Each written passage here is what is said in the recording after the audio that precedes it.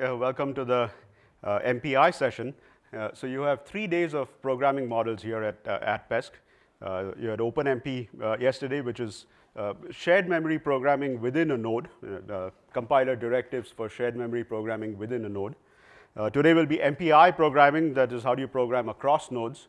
And tomorrow there are 3 topics, Cocos, Raja, and Sickle, which are all high-level C++ abstractions for how do you portably program these complex node architectures of today, which have GPUs, multiple GPUs, and it could be GPUs from different vendors as well, not just NVIDIA. You have Intel and AMD GPUs as well as regular multi-core CPU nodes. So that is tomorrow. Today we'll look at MPI, and this is not an introductory tutorial on MPI. It's sort of intermediate to advanced, since we expect that you've already used MPI to some extent, at least a little bit. So we have 4 speakers today. I'm Rajiv Thakur from Argonne National Lab, and my colleagues are Bill Gropp from the University of Illinois, and Yanfei Guo and Ken Raffenetti from Argonne as well, my colleagues at Argonne. And all 4 of us have been involved in MPI for a while, both in MPI standardization effort in the MPI forum, as well as in MPI implementation. We have been involved with the MPitch implementation of MPI. So we hope to give you tips and advice on how to use MPI, advanced MPI features in your programs, how to get good performance and scalability. And feel free to ask us any questions about what we cover and maybe even what we don't cover. You can talk to us in the breaks, because MPI is big and we can't cover all of it in one day, particularly with hands-on in it as well. So as I said, we assume that you know basic MPI sends and receives. I'm not going to go over that. We'll focus more on some performance and scalability aspects, and then some MPI 3 type of features. There will be code walkthroughs, and there'll be hands-on as well as we go throughout the day in each session. So this is the outline of the tutorial. So I'll start with some topics on synchronization aspects of MPI functions, and how you can avoid unnecessary synchronization. First of all, how you can even be aware of synchronization taking place, which you may not otherwise know, and that can affect your performance. Then some topics in collective communication, again with the emphasis on understanding the behavior of it, rather than you've used collectives, so it's you don't need a tutorial on collectives, but understanding more about the behavior and also the synchronization aspects. Then Ken will introduce our hands-on example, and we'll have a hands-on session in the morning. He'll also cover derived data types, and then Bill will talk about one-sided communication, and we'll have another hands-on before lunch. And then in the afternoon, we'll continue with one-sided communication. And then Yanfei will cover hybrid programming, which is an important topic nowadays. And that's why we had OpenMP yesterday and then MPI. In previous years, we have had it the other way around, MPI first and then OpenMP, and then we realized that when we get to the hybrid, that OpenMP is not yet covered. So hopefully that's a better order. So that will cover MPI plus threads, MPI plus shared memory, and MPI plus GPU accelerators. Then a little bit about what's new in MPI 4. And MPI 4 was released last year in June. So we have a little bit on what are the new topics there. And then some more hands-on that we can continue in the evening before dinner. So just a few slides to set the stage, and you probably already know this. So what is MPI? So MPI has been around for some time now. The effort started around 1992. There was a realization at that time that there were too many different parallel systems, each with their own message passing interface. Message passing was relatively new in those days, to have these parallel distributed memory systems. But each vendor had its own API and library. And in addition, there were research efforts, P4 and PVM and others, that were sort of portable APIs, but there were several of them as well. So the problem was users or application scientists were writing code that was not portable, and then when one vendor went out of business, you were left with that vendor, code written for that vendor's machine that had to be ported elsewhere, and there were also performance issues and so forth. So that's where a group of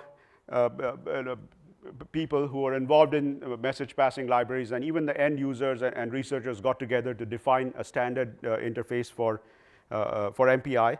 And MPI 1 was done in a year and a half and released in 1994.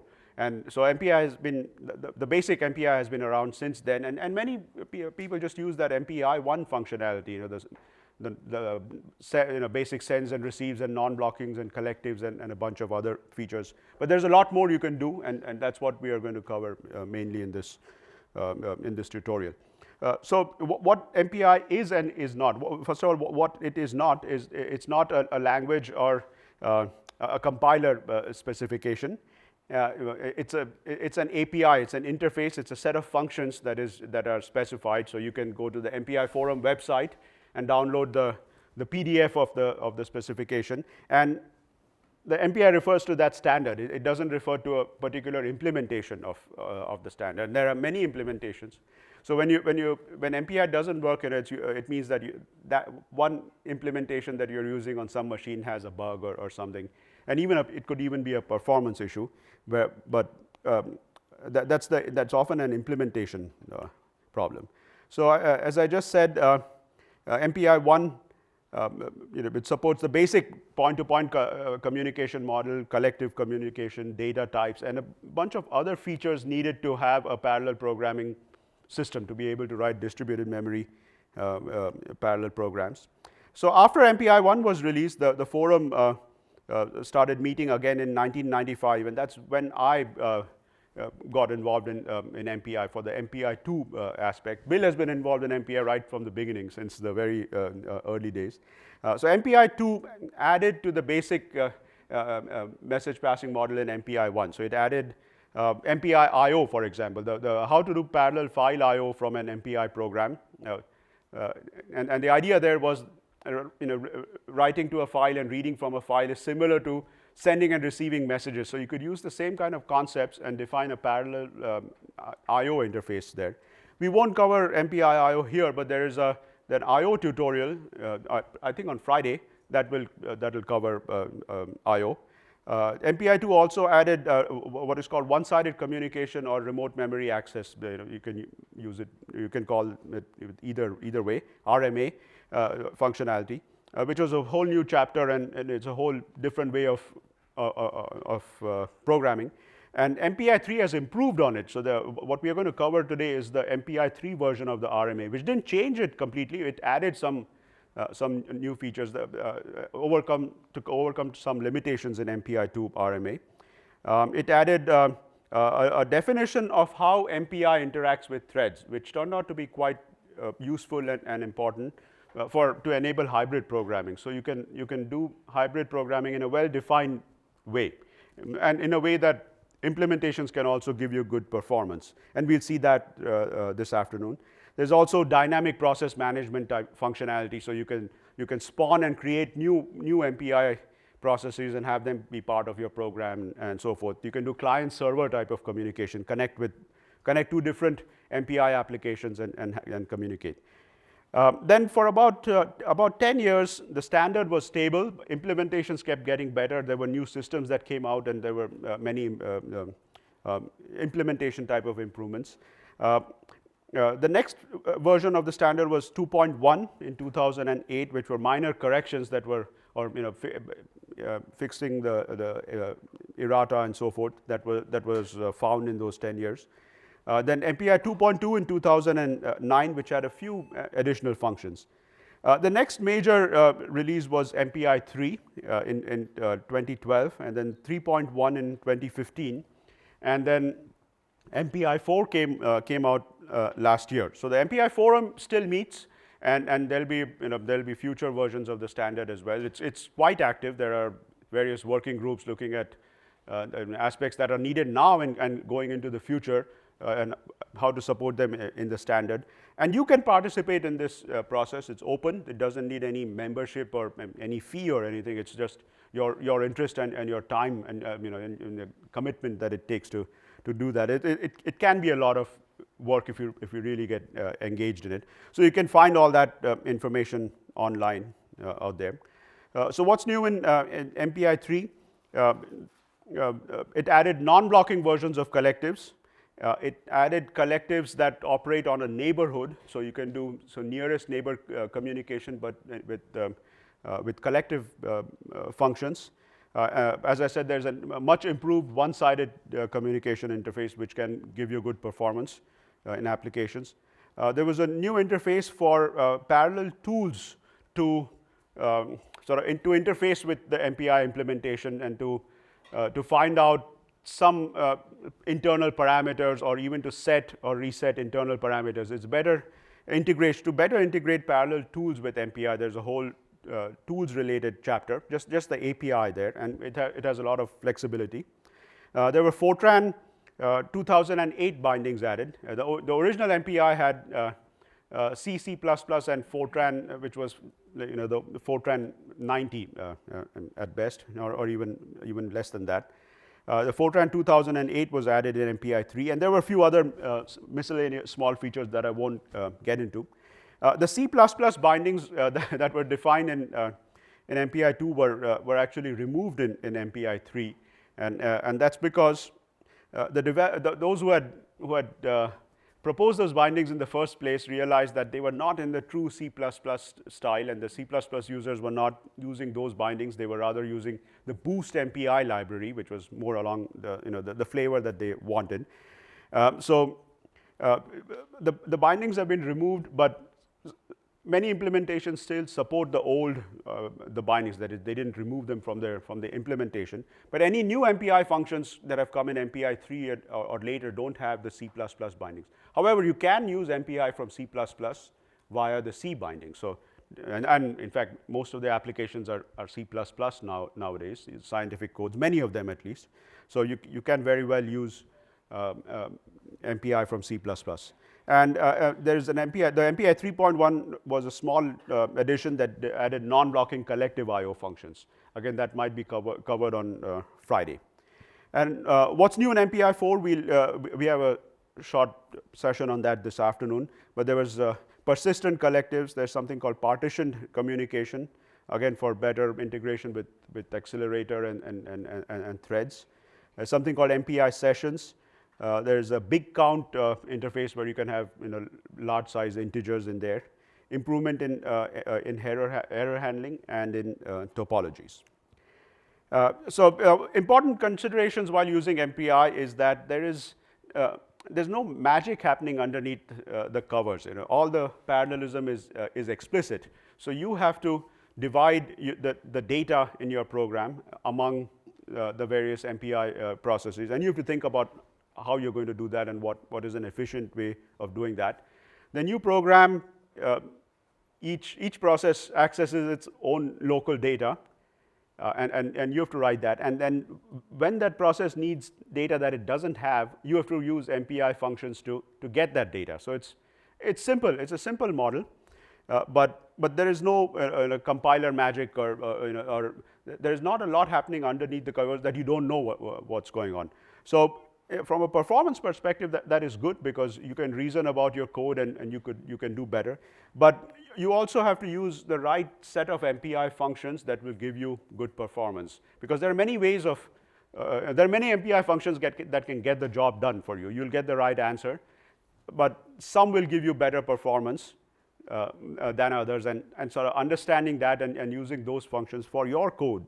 I mean, different codes might need something else. That is the key. There's lots of information on the web and tutorials and stuff. And I forgot to mention that these slides are online and the code examples are also online. On the first page, there's a link to that.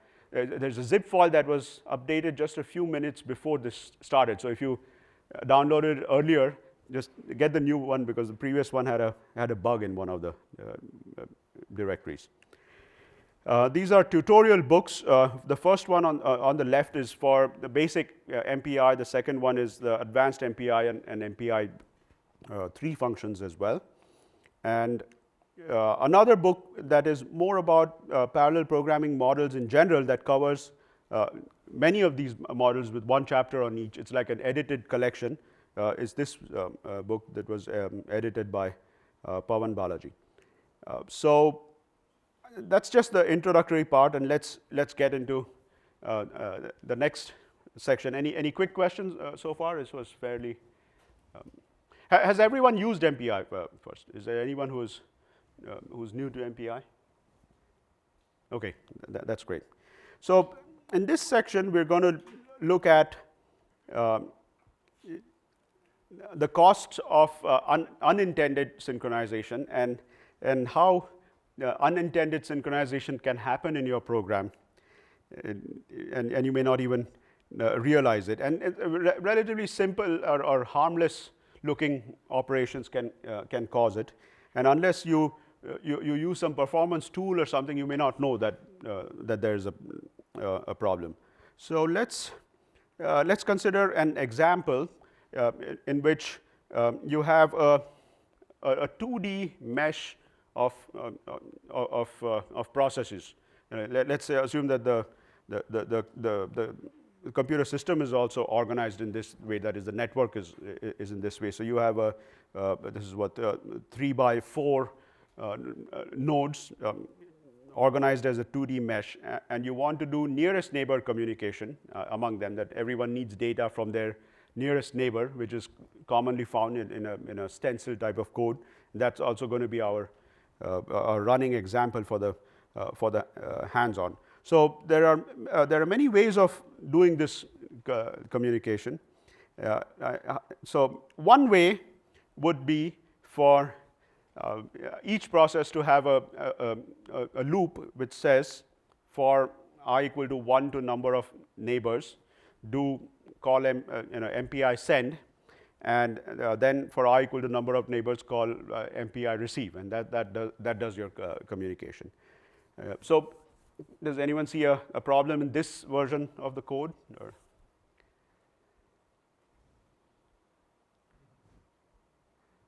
If you've used MPI, you should notice a problem in this version of the code.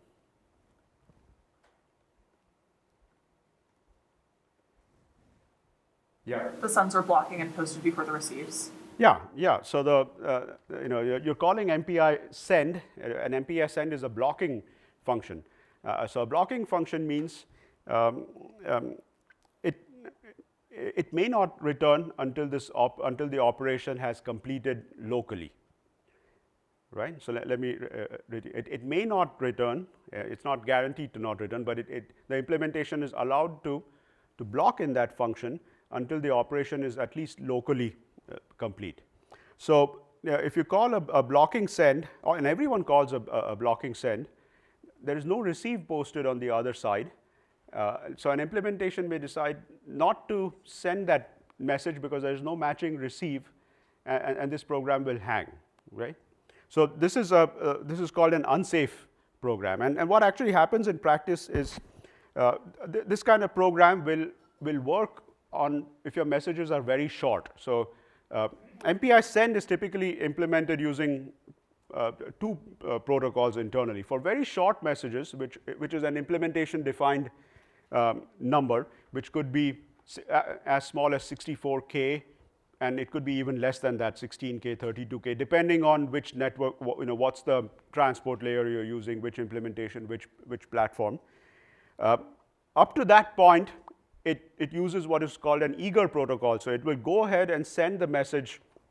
Because it is small enough, it will go ahead and send it to the destination, assuming and knowing that there will be enough memory for it to internally buffer that message on the target side, even if the matching receive has not yet been called. So for small messages, this program will work because the message gets buffered there. But whenever you increase your problem size and it crosses that threshold, which you don't know really, that's not often documented, this program will hang. So if this is buried somewhere in your code and you're running on different platforms, or someone else is using your code. So one thing to keep in mind is that when you're writing code, you may not be the only user of the code. If someone else may use it later on, and it has to work for that person. So you have to be even more careful. So when it switches to the rendezvous, this program will hang. And so this is unsafe, and you shouldn't do this in the first place.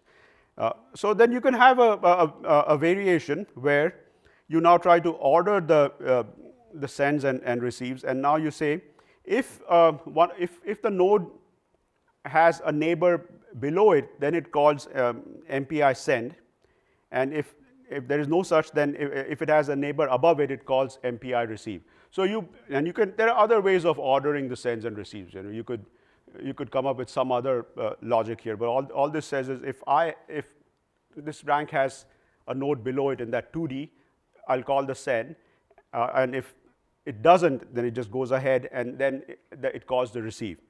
But then what happens in this case is it ends up sequentializing these sends and receives, because it's only the last row in that 2D grid that does not have a neighbor below it. And so that row of processes calls MPI receive.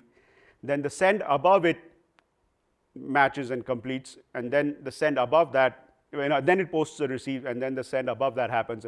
So you're unnecessarily sequentializing the operation by sort of imposing an order. And you may not realize what exactly is happening, and you could come up with some other ordering here which might have some other kind of serialization that you may not be aware of as well.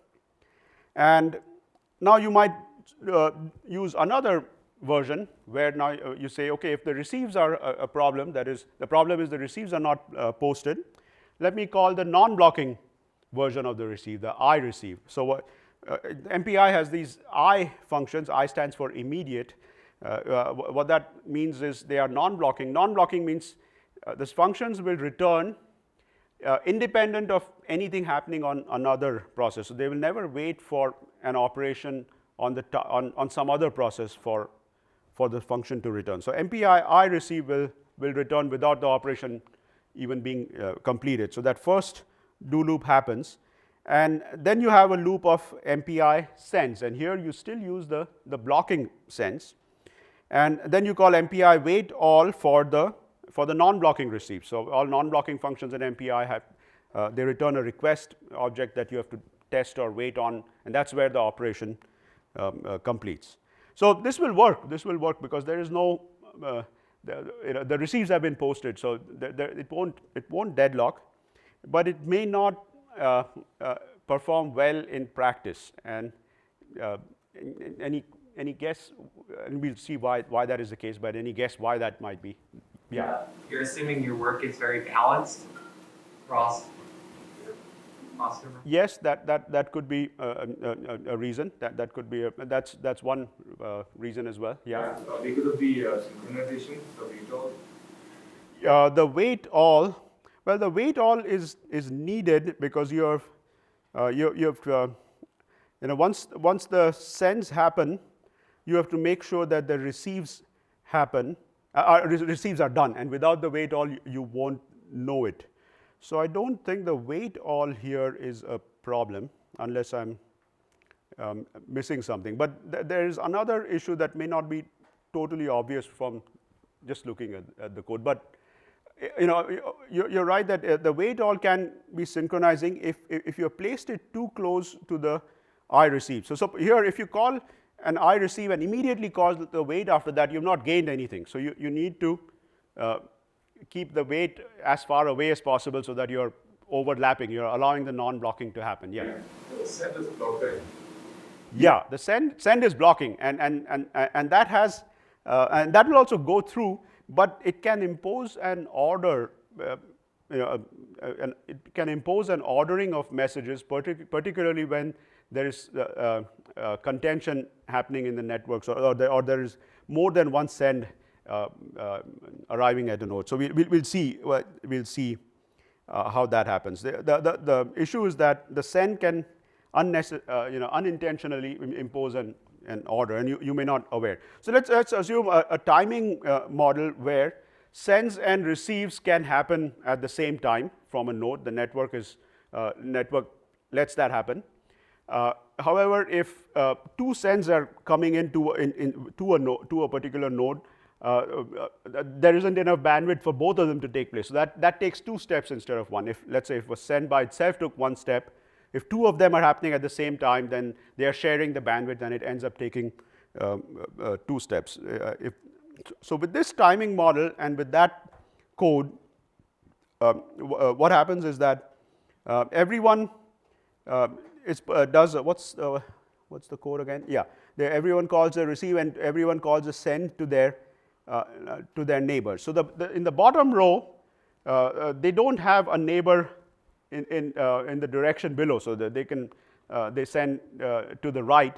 So the node in the middle now has 2 sends coming to it at the same time, and also the one on the right there, whereas the others have only 1 send happening. So these 2 sends are going to take longer here, and this node is going to, the send operation will continue while the other sends will be done. The ones with the bold line, they will finish in 1 step. The ones with the dashed line will take 2 steps. So now in the next step, the ones that have finished are gone to their next send operation, which is in that direction, and now there is a new set of dashed lines where again there are 2 sends happening to a particular node, and the ones at the bottom are still still completing the previous send that's happening, because there were 2 of them out there. So this is the second step, and now this one will get done. So the dashed lines are gone from the bottom, but the ones at the top that were introduced in the second step are now continuing, and then other things happen. So wherever there's a bold line, that is a 1-step operation because there is no contention. And as we work through this, we find that there is some idle time that is wasted, that there's in some of these steps there's no communication happening because some ordering got introduced, and there were some delays that happened, and now those delays are propagating. So this ends up taking 6 steps instead of 4, just because of some ordering that was imposed by those blocking sends. And if you look at the time taken, also there is a there is a skew, and that process 1 finished the last because it took 6 steps to complete. And this is another picture that shows the uneven distribution of time. So why did it take 6 steps? Is the ordering of sends introduced a delay when there was contention at the receiver. So it took twice as long as it should have, and there was other idle time that was being just being wasted there. And the same thing could happen if you're using memcopy and shared memory, where you're sharing, there isn't enough bandwidth to do two things at once. So what is the solution to that? Well, if you had called the MPI send instead of MPI send, and let the system deal with it in a non-blocking manner, then it could be done in 4 steps, because all the sends have been issued, and instead of those 2 just when a process is waiting for sends happening for which there isn't enough bandwidth, it could issue a send to some other process that was just sitting idle. So these sends and receives can now, the MPI implementation and the underlying network and the lower level libraries can do this in 4 steps for you, and then it finishes quicker, and there's a more even balance, and the interior processes are the ones that end up taking more time, because that's where most of the communication that has more communication than other processes. So the lesson here was there are 2 aspects to send and receive. One is the data transfer, and the other is the associated semantics or the synchronization. And the blocking operations can unnecessarily add synchronization and a delay, and that delay tends to can propagate. And if you have if you have a large MPI application, running over 1,000 cores or whatever, these delays can propagate in a way that you won't realize unless you actually use a performance tool and look at what's going on. But people don't do that. So you should avoid this kind of behavior, and non-blocking operations is a way to avoid the behavior. So the simple thing to do, if we look at the codes again, is this one is clearly wrong. I mean, you don't want to even write a code like this with blocking send and receive. This will definitely hang. And then doing your own ordering like this can also cause delays that propagate. So avoid that. This one is not good enough. It does a non-blocking receive, but the send could cause delays that you want to avoid.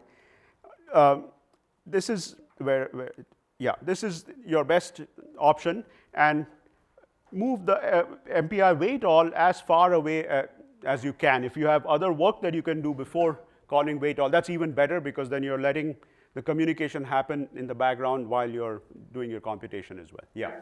The slide before, what tool is that you're showing to generate those? Yeah. So this is an older tool that we had. It was called. There was some, we have some logging capability in the MPI in MPitch, and we had a visualization tool called Jump Shot. That might still be you can still find it, and it might still work. But there are better tools available now, and we have a tools day probably Monday next week. I forget which day. And their tools are very sophisticated now. In fact, the problem is they may be too sophisticated, and that there's a bit of a learning curve to use them and understand them. And hopefully that day will help you. But that's a good question. So tools like Tau could do it from Oregon. But it has tremendous capability, and you can do quite a bit with that. Yeah. So when unblocking send and receive to receive need to be posted first, or can we? Yeah. So that's we get that question often, and there isn't a good answer to that. You can posting the receives first is one way that people do it, and it'll work well for you. And on some other systems, doing the MPI ISend can get the data out there, and particularly for short messages, you can get the data at the destination as soon as the sends are there, and then the receives, whenever they're called, they just pick up the data. So that could be better. And Bill, you had some case where the sends were posting the sends was better. It depends on how the handshakes work. So if it depends on the latency of the network. So if you can get if you're sending a lot of data, what typically happens is you don't just send the data, you send a request to send the data. You wait for an acknowledgement which tells you where to put the data, and then you put the data. So in that case, what you'd like to do is get that handshake to happen as fast as possible. The best way to do that isn't clear. So one way to help that is, if I do the ISENDs first, then the requests are on their way. If they're on their way but don't arrive before the matching receives are posted, then as soon as they arrive, they'll be matched, information will go back. If it's really fast to do the iReceives, then you can make sure that what won't happen is an ISEND arrives, the request to send arrives at the destination of the target process, and it goes, I don't have a matching receive, so I'm going to queue this up for some subsequent future receive and go back to doing whatever I was doing. So, getting back to the theme here, the performance depends a lot on the sort of synchronization events. The messages are really, really long. It doesn't matter, because the relative overhead of this synchronization is small. But if you're in the strong scaling regime, you're working with modest sized messages, then the overhead of this coordination can be the same order as the data transfers. And then a lot depends on exactly how things are implemented. One of the reasons that, another thing that you'll see here is you need to be sensitive to these synchronization issues. You also need to write the code so that you don't embed a particular choice of synchronization so hard in the code that you can't change it. Okay, any other question?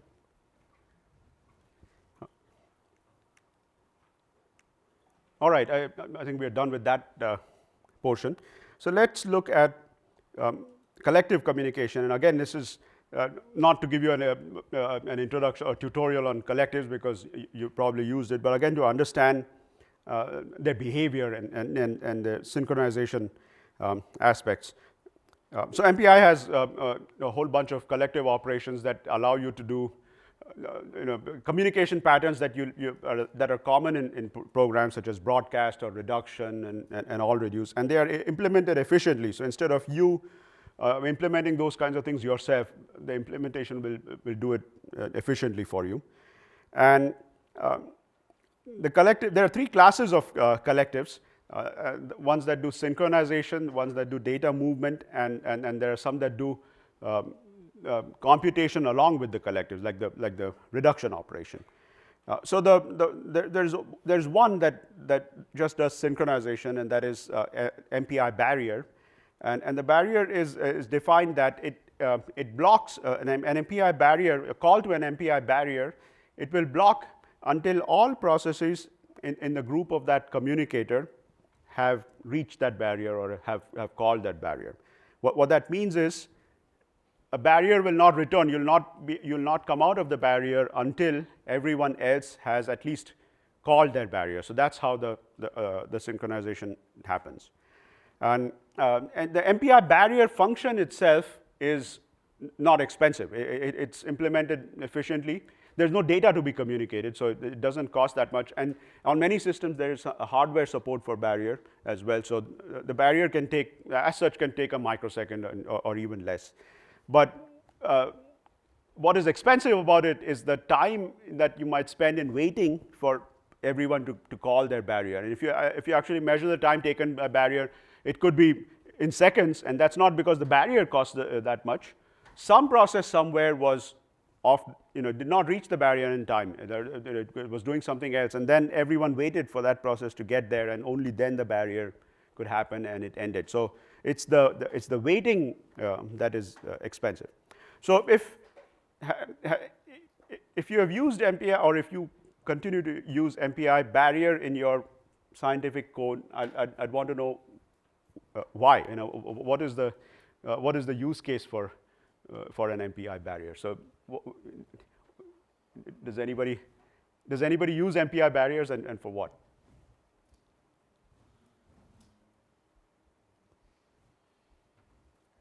Have you used it for debugging or timing, for example? So is it there? Yeah. I use MPI barrier to basically get the values of an array that is like parallelly computed when that array is needed, like in the next iteration. Something like computing the timestamp or something, some sort of synchronization. Yeah. So, but what does the barrier do there for you? So the array values are computed, and they are either locally available. What does the barrier do there for you?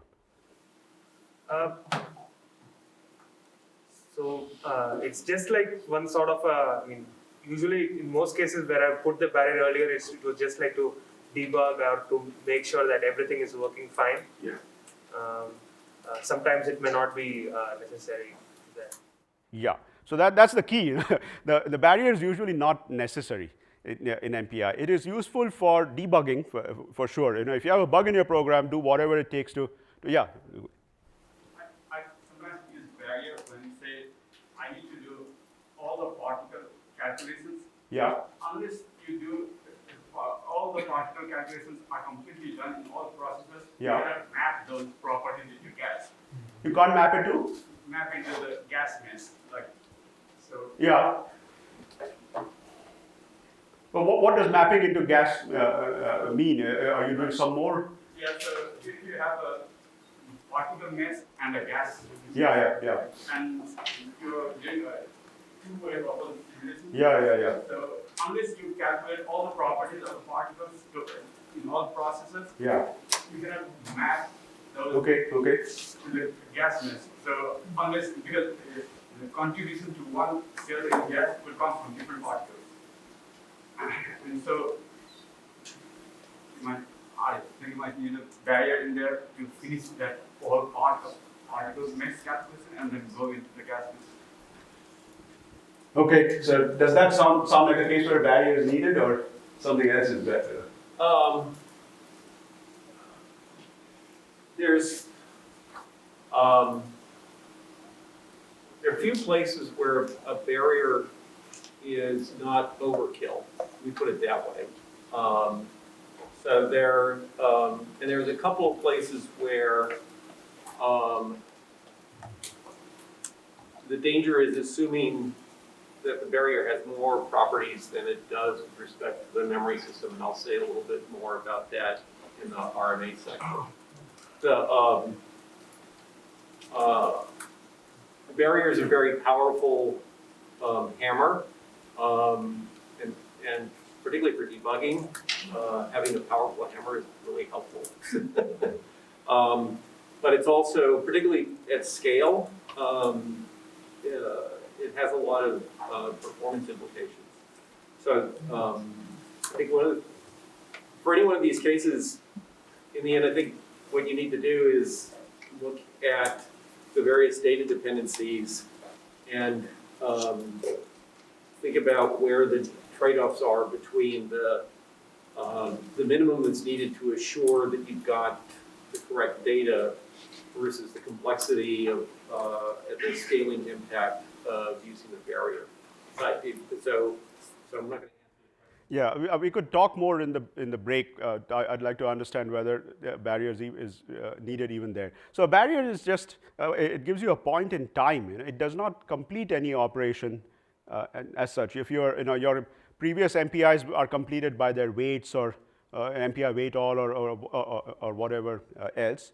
Now, if you're coupling two codes and there's some need for a barrier there, I'll need to think about that. But one use case for a barrier, as I said, is debugging, and if it helps you to know where you are, that's fine. But you can comment that out when you're done. Another use case for a barrier is if you're timing your program, and when you time a parallel program, you want all the processes to start at the same time so that you're actually measuring the parallel time. So you could call MPI barrier and then start your timer, MPI W time, do whatever you want to measure, then call MPI W time again and take the difference, and then that gives you the local time, and the local time is different on each process. So what is the time taken by this operation? So you typically want to find the maximum time taken by any process, not the average, but because the process that takes the most time is really your parallel time, not the average. So you can do an MPI reduce with MPI max as that. So the barrier helps you to start that operation at once.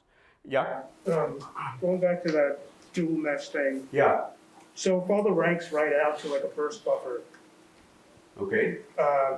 you still need to know the ranks are done, right? All the ranks are. Yeah. So one is that if they're all writing and then they're going to read what the other has written, then you need to know that the writes have happened, and that might be a use case for it. So there's a scenario in the one-sided communication chapter where you don't know that the puts have happened, and there you might need a barrier as one way of knowing that, and we'll see that later. So in this case, if they're all writing to a burst buffer, and then they're going to read from the burst buffer so you're like exchanging data through a burst buffer, then you need to know that the write has happened. So that might be. So how about if you do, instead of a burst buffer, you do file IO to scratch? Yeah. And then you read, so I guess I'm still understanding what the complexities are in terms of doing the barrier versus actually I/O to a burst buffer or to a, like a fast file system. So go Yeah, ahead. so, We can talk offline about this. yeah, so, as Rajiv said, what a barrier has the semantics of the processes that call the barrier. No process can leave the barrier until all of the processes have called it. What it doesn't say is anything about the completion of any other kind of operation anywhere. So, for example, if I do a write to shared memory, and then I do a barrier, and then I have another process read from that shared memory, I may not get the right thing because the barrier doesn't require that all of the memory operations from each of those processes have completed. All it does is say that that no process exits before they've all entered, that other things have happened. So that's one of the, it's alluded to, there's a little bit of a danger. If I also force things to complete before I do the barrier, then those semantics help me. But, so for example, if I'm doing file I/O, and I'm doing, so if I do file I/O and I'm using POSIX and this is a big if, the file system is actually implementing POSIX instead of lying about it. Part of POSIX says that when you finish a write, the results are now visible everywhere. Okay. That's a huge overhead, which is why people usually lie about it. But if you do that, then the barrier will give it to you. But for example, for most systems that are trying to get performance, they don't actually implement POSIX. They give you the syntax, but not the semantics. And in that case, the barrier won't help. Yeah, so you have to know the semantics of the write that is writing to that burst buffer, whether the data is visible immediately after that write completes to other processes. And then the barrier will let the other process know that all the writes have happened. So you might need a flush operation in addition to the write if that is not the case. But somebody here who mentioned, was it you, that you have a barrier in your code just because they're separating phases or something like that. That might be a case where the barrier is not needed in the production run. That is when you're doing your science run or whatever. That may be a case where it's not needed. While you're developing, that's okay. So it's useful to go look at your code and see, are there barriers, and why is the barrier there, and at least put a if-def around it so that when you're doing your production runs, that doesn't happen. And if your code runs with the barrier but not without the barrier, there might be a bug, some other bug in your code that you have to look at. So just pay attention to that. Then there are collective data movement functions. One is a broadcast where the root has a value, it calls MPI broadcast, indicating that is the root. The root doesn't have to be 0. Root can be processed with any rank, and that data goes to all other processes. So is this, so this is a collective function. What does collective mean in MPI? That all processes in the communicator that's passed to that function must call this function, and in that same order as well. So if you're doing a broadcast followed by a reduce, everybody must call that broadcast and then the reduce. Otherwise, that's a user error. But is this broadcast operation synchronizing or not synchronizing? What do you think? Would you call it synchronizing or not? It's collective for sure, but is it synchronizing or not? No. So some people are saying no. Is anyone saying yes? Or so why is it? Yeah. Go ahead. Just saying, it has to be synchronized.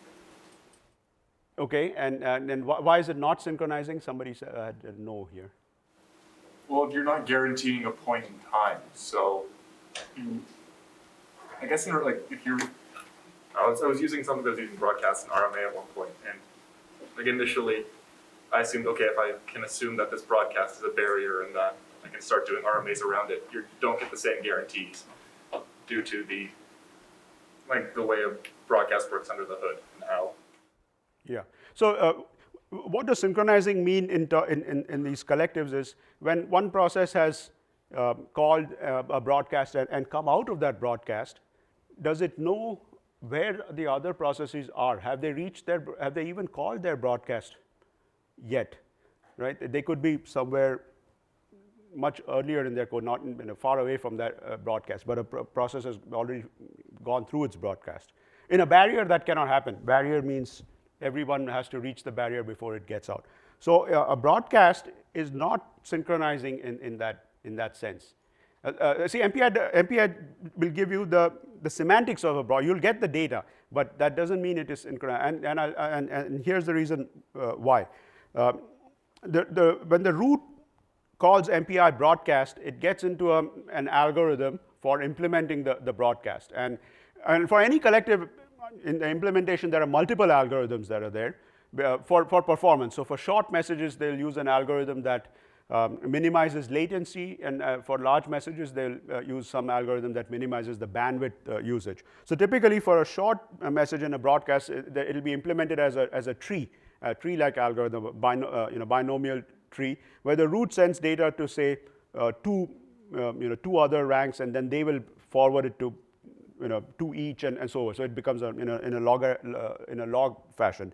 For a large message broadcast, they use a scatter and then an all gather. So when you scatter and do an all gather, it's a broadcast, and that's used for large messages. So when the root calls reaches broadcast, and it's a short message, whatever is the definition of short message in that implementation, it will do the tree, and it will send it to the first the two processes in that tree, and it will be done with its operation. And if it's a short message, that message will just be sent, and the root will come out of the broadcast.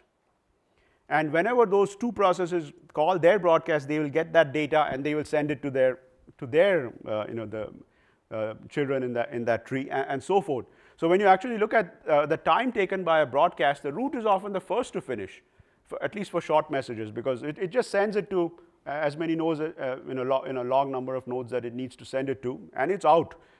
The leaf nodes who are in that tree structure are the last to finish because they have to wait until all the parents get it and forward it.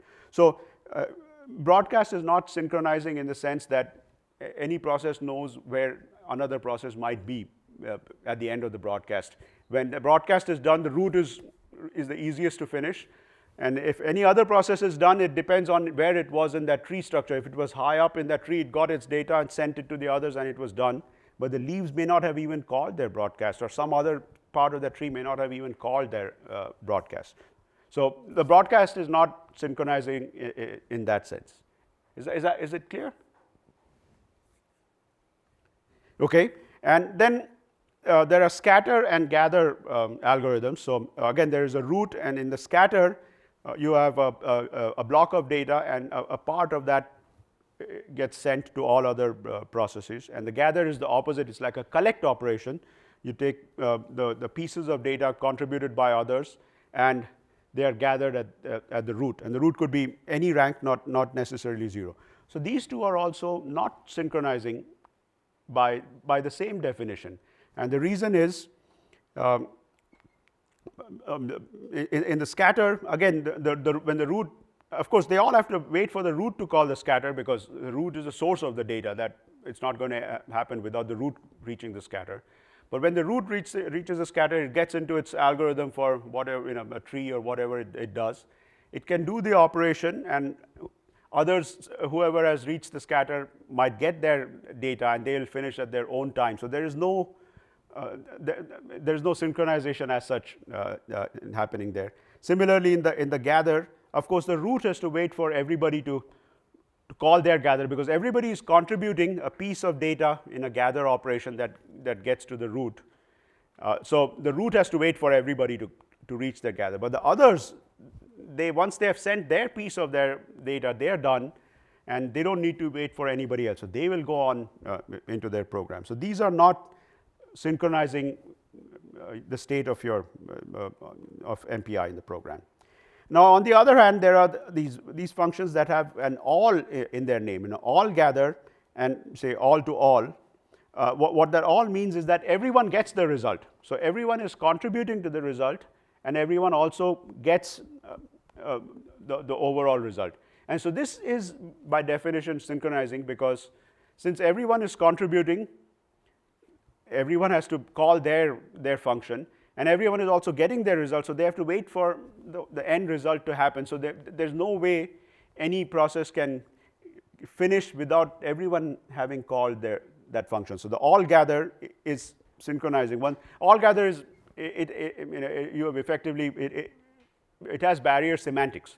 There is no barrier called internally, but it has barrier semantics. There is no way a process can exit an all gather unless everyone has reached the all gather. And then all to all is a specialized collective in which each process has has a unique or a distinct data item to be communicated to every other process. And so it's the most expensive collective function, because it's hard to optimize this. All the previous ones, it's the same data that goes everywhere. So you can use like a forwarding mechanism and do that in parallel. Whereas in all to all, you have to route the right data to the right process, and so there are no shortcuts that can be taken. There are still efficient algorithms for all to all, and if your application needs all to all, you have to call it. There's no choice, and MPI will do it as well as it can for you. But know that it's an expensive operation, because it's distinct data that's going from any process to any other process. There is just no way to forward the same data everywhere.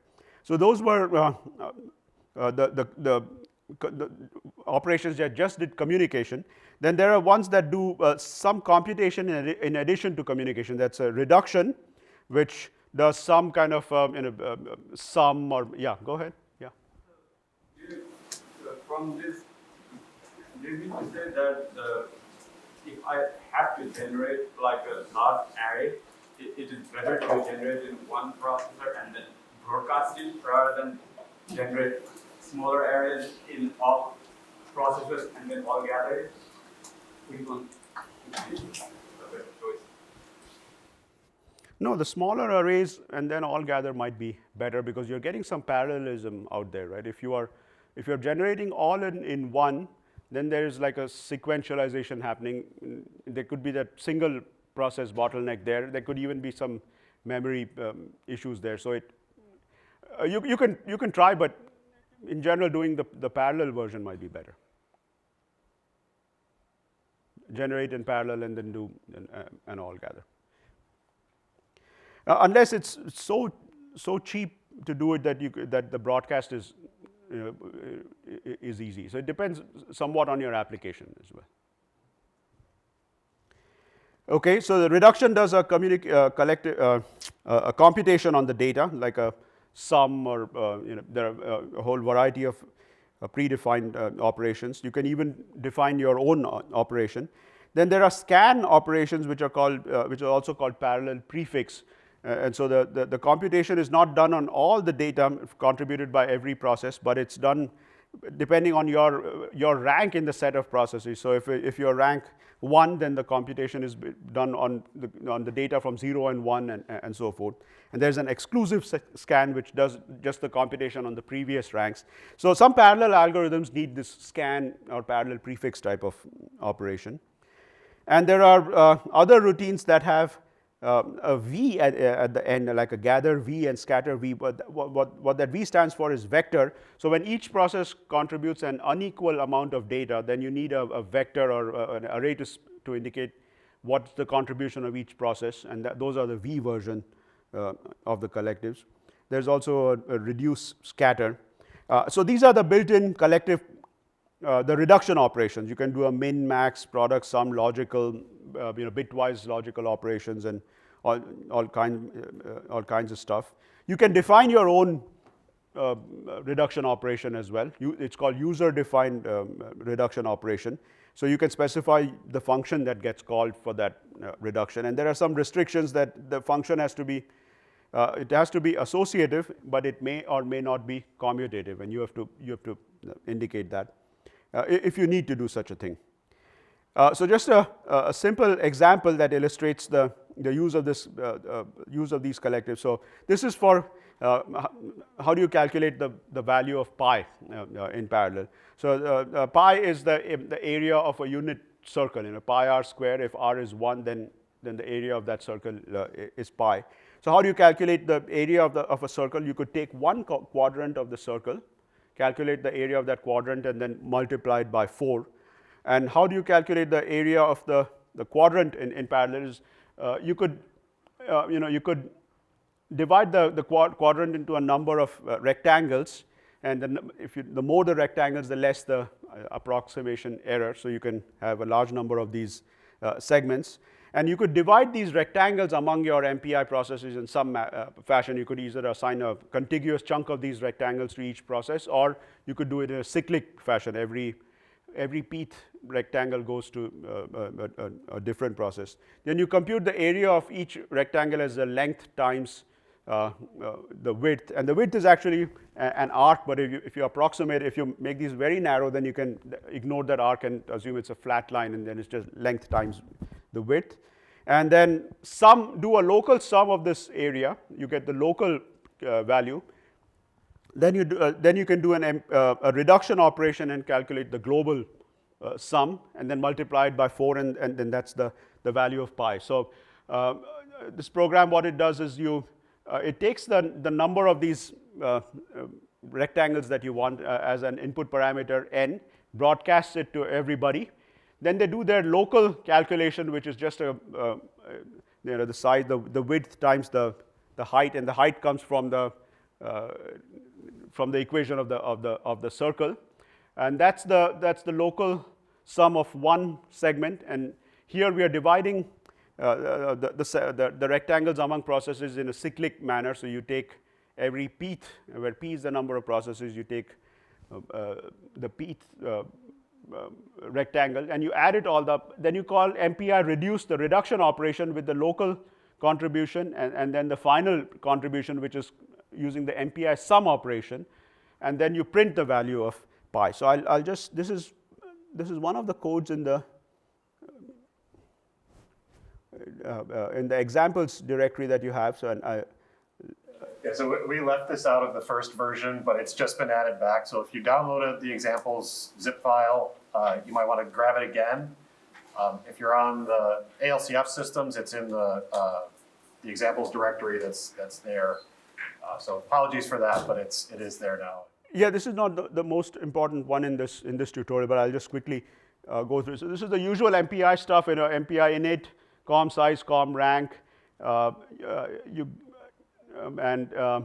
We assume n is 10,000 here.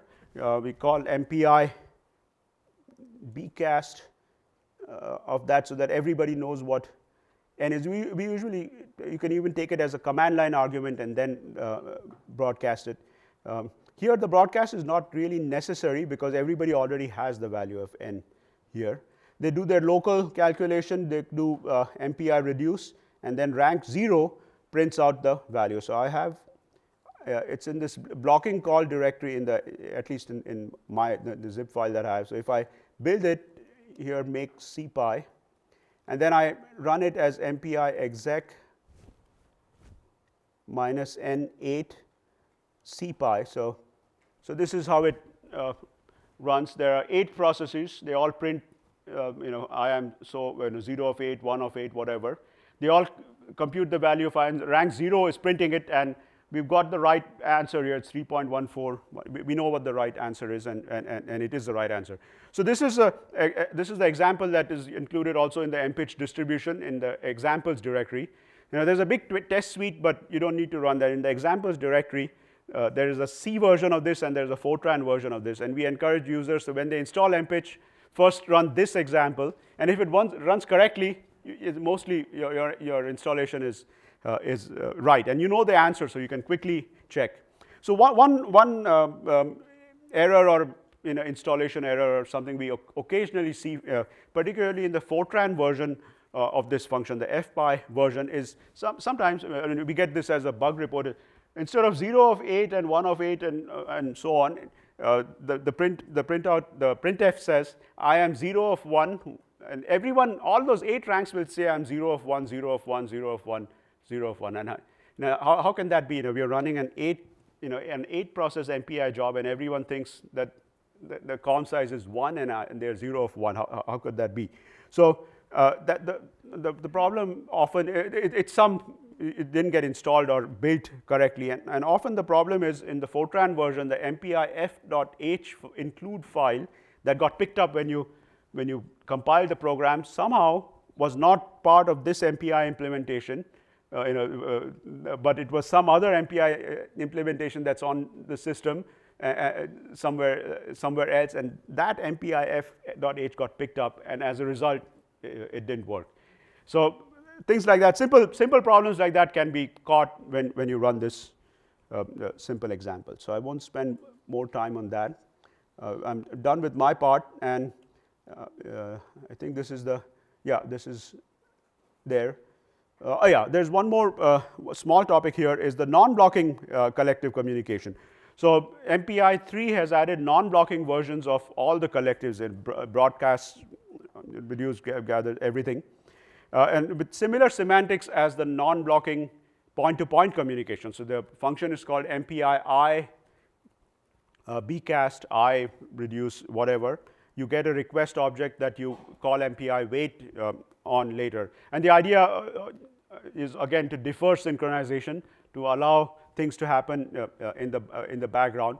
The rules are that you have to call these operations in order. So if you're, say, calling MPI I bcast, then everyone must call MPI I bcast, and then if the next one is MPI I reduce, they should call it in that order, not interleave them.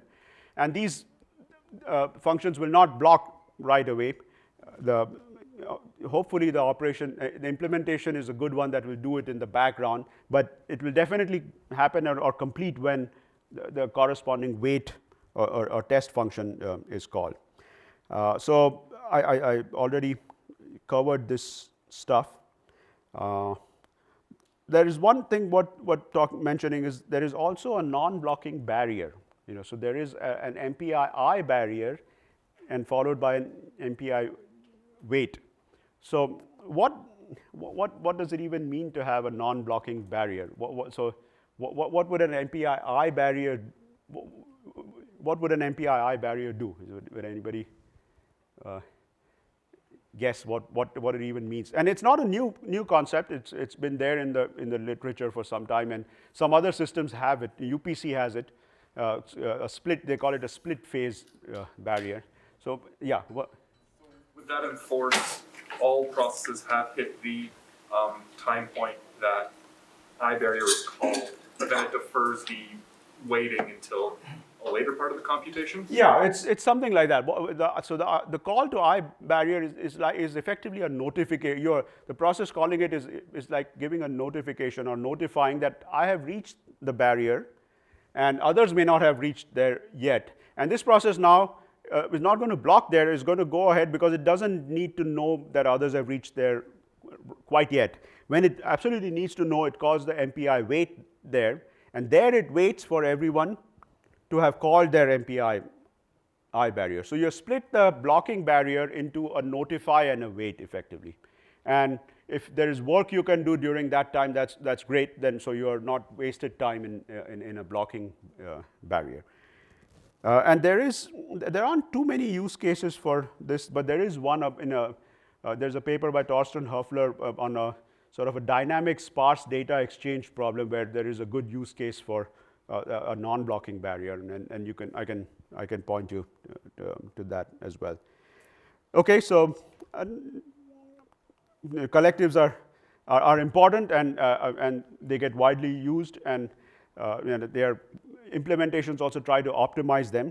You should just understand the semantics of it and the synchronization semantics of it, and also avoid barriers unless you absolutely need them. So look at your code for why a barrier is there, and comment it out or put an if-def around it. So we'll now move into a section where we'll talk about a running example. So just a few words about our hands-on exercises. So yesterday you had OpenMP, and Tim does a really good job with with the hands-on in OpenMP. But you know, in OpenMP, in the shared memory nature of it, also allows you to do interesting things in a small, simple amount of code, and you can easily make an error or have a bug and have fun debugging that. In MPI, it's a little harder to have small programs that are meaningful or that are not trivial. So instead, what we are doing is we have one running example that we'll use throughout the day. It's a stencil type of heat equation type of code with nearest neighbor communication. And we're going to talk about different MPI functions, methods, whatever. And we're going to use them in the same code in the MPI part of the code. So it's like practice in using what we're talking about in that code, just so that you get familiar with using it. Not all of them are the best use case for this particular type of application. So you may not get the best performance with all of them, but use it just as a way of learning that. And for some of the functions, you can look at the syntax online in the MPI standard, so that you know how to use them. And we'll do derived data types and RMA and even some of the hybrid programming on the same code.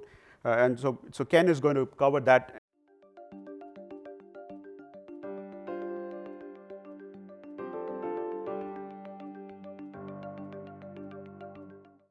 So yeah, as Rajiv said, I'm Ken Raffenetti. I'm a software developer at Argonne, working primarily on the MPitch implementation of MPI. So yeah, at this stage, we're going to be walking through our running example. And it's, as Rajiv said, it's a stencil computation.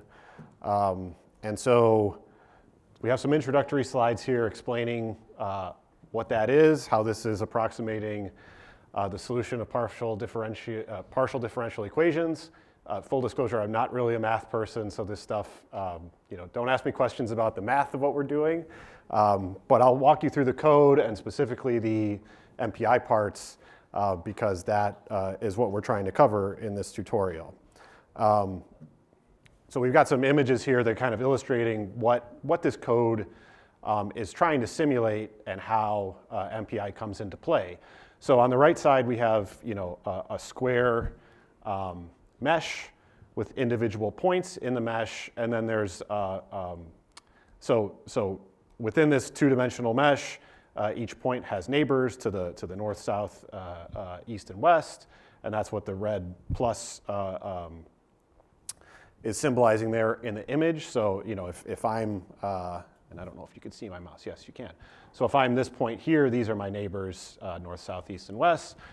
And we're going to look at the example code and how we're going to be solving for in our case heat, a heat equation. Heat is being supplied, injected into this 2D plane, and then it's going to over time, over iterations of the main loop, it's going to be spreading across the plane.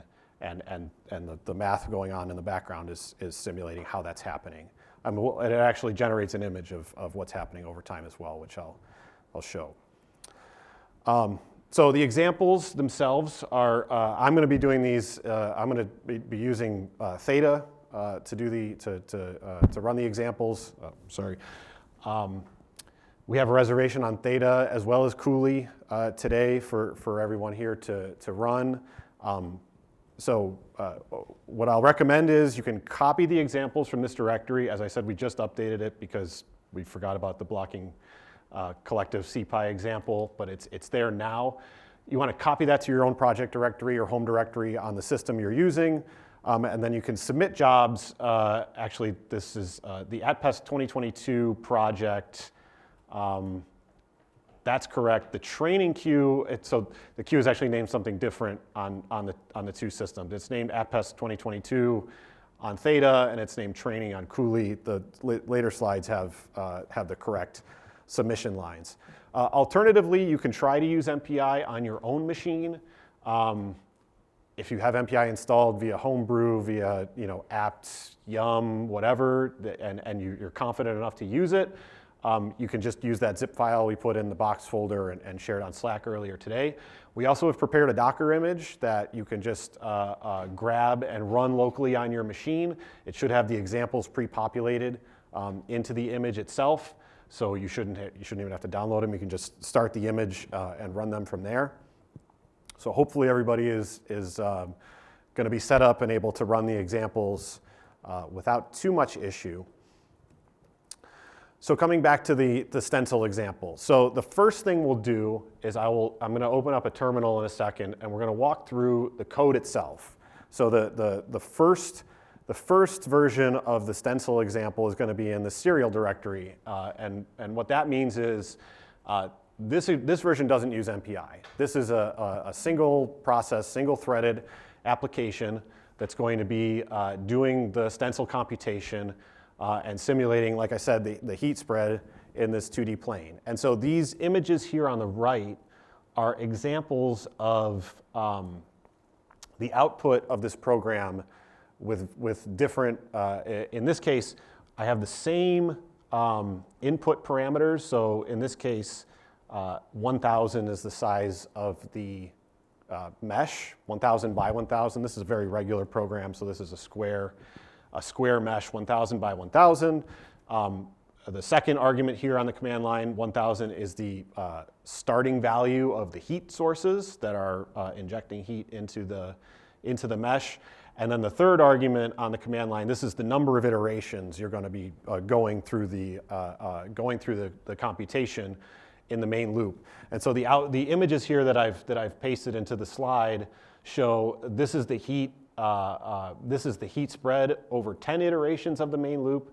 This is heat spread over 100, and this is heat spread over 1,000. So you'll see that the locations of the heat sources are the same in each run of the application. It's just that in the varying the number of iterations, you can see the heat spreads more and more as time goes on. So that's what we're simulating here. Let me see if I can bring up a terminal, and we can look at the code a little bit. So how's this look? Okay, this is not bad. All right, so first thing I'm going to do is I'm going to copy the examples to my home directory on Theta. And I'm going to go into the serial directory. So if you look in the serial directory, we've got stencil.c, and we've got a make file and a job submission script. This job submission script can be used to run the job both on Theta or on Cooley. If you just look at the job submission script, you can also see what it's doing if you want to run this locally on your machine. You won't have to submit the job to any queue if you're running locally. You could just run it directly on your system. So let's look at, oops, I didn't want to do that. Sorry. Okay, I think I just lost some important information there, but that's okay. Okay, so we're going to look at the stencil code. So again, we're trying to focus on the important part of this example. It's kind of a large example. There's some code that's spread, that's common, that's in a header file in another directory. But in our case, we're going to be focusing mainly on this main loop. So I'm in the main function here. You can see I'm in the main function here. All examples are also in C today, so hopefully folks are familiar enough with C.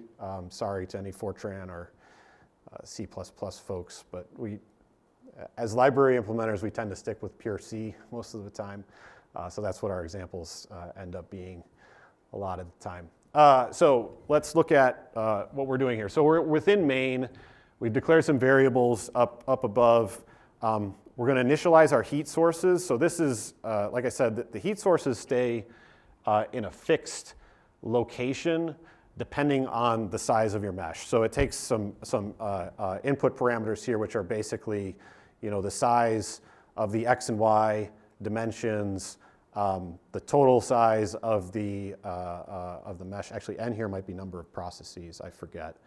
The number of heat sources and how much heat to inject at those locations. We allocate our buffers here. So again, we have the size of our X and Y dimensions, and then we're going to be basically we're going to be swapping between old and new arrays. These are two-dimensional arrays that represent the mesh as you saw in the previous slide. And so we're going to be basically, updating one, swapping it out, and using it as the old values, generating the new values, and kind of swapping back and forth. That's how the main loop goes. So anyway, this is all set up, and then we get to here. This for loop right now comprises the majority of the program. So for each iteration, we're going to refresh our heat sources. So we're going to go into our array old in this case, add in the energy of the heat source into the plane, and then we're going to update the grid. And the update the grid, what's happening in that function is, again, we're doing the stencil computation. We're getting the values of our neighbors to the north, south, east, and west, and we're going to use that to calculate the new value of the mesh point that we're currently iterating over. And so if you look at the update grid function, that's exactly what you'll see there. We swap the working arrays, and then if we've reached the end of our iterations, we're going to print out the images that you saw on the slide before. So that's it. We'll look at the update grid function here, just again to try and give some idea of what's happening here. So this is our update function. So for each iteration, we're going to be iterating over the x and the y dimension, and basically calculating the new value for every mesh point in the array, using again the neighbor values plus the existing value of that point in the mesh.